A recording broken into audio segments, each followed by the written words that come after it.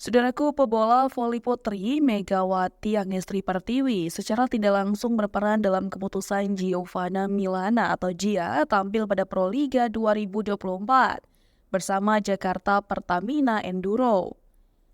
Gia yang satu tim dengan Mega di Daejeon Jungwon Changrespak pada Liga Voli Korea 2023-2024 berhasil membawa tim menembus semifinal setelah penantian selama 7 tahun.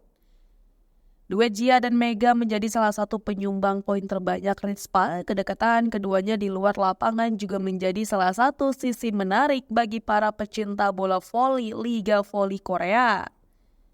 Namun, kali ini pemain di posisi outsider itu tidak akan berada dalam satu tim karena Megawati memperkuat Jakarta Beanstein pada Proliga 2024. Menghadapi taktik Mega dalam persaingan di Korea, pemain berusia 25 tersebut mengakui bahwa tidak mudah untuk menghadapi Mega. Sebelum resmi berjersey Pertamina, Gia akan tampil lebih dulu pada laga eksibisi bersama Ritspak di Indonesia Arena Jakarta pada 20 April mendatang.